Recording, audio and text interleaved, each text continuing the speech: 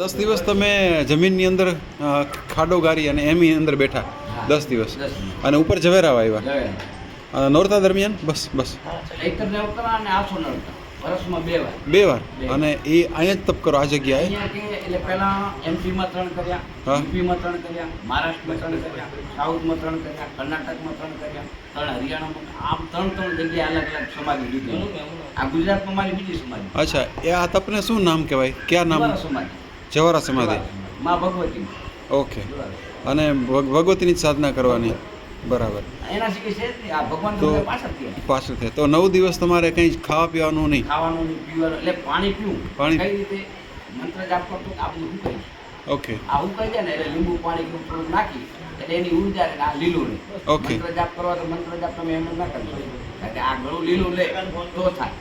અચ્છા, તો એ તમે જે ખાડામાં આસન કર્યું હોય બાપુ, તમારું ગળું આખું ગરદન જ બહાર હોય તો અંદર પીપી છીછી કાંઈ નહીં?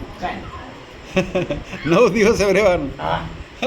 માણસ બાથરૂમ જાય ના તો રહી જ ન શકે ને. એ આપે. 10 દ્વારા છે ને 10 દ્વારા બંધ નહીં. વાહ ભાઈ વાહ. પણ એની ક્રિયા હોય તો થાય, આપણે જ ન થાય. ક્રિયા હોય તો થાય. ભગવતી કરે. આપણે ન કરીએ. તમે વિચાર કરો, કહું છું કે અત્યારે હું આ 24 કલાક આના બેસી ન બેસી શકાય. 100% ના બેસી. હા. હું 10 દિવસ પાછો આ રીતે વાતો કરું, એ રીતે વાતો 10 દાડા પર.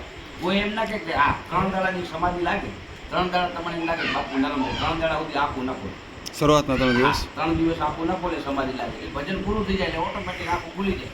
અને આ વાતો કરું, એ રીતે વાતો કરું. કોઈને મારે આખોટા પડો પડકારા પડે, ગાળો દવા એને બધાને કામમાં આગા પાછા થઈ ગયા. તો એ મા ભગવતી એ માના ખોરાની અંદર અર્પણ થાય. વાહ વાહ વાહ, બહુ સરસ. પણ ભાવના હોય મેન તો મેન ભગવતી ઉપર આપણું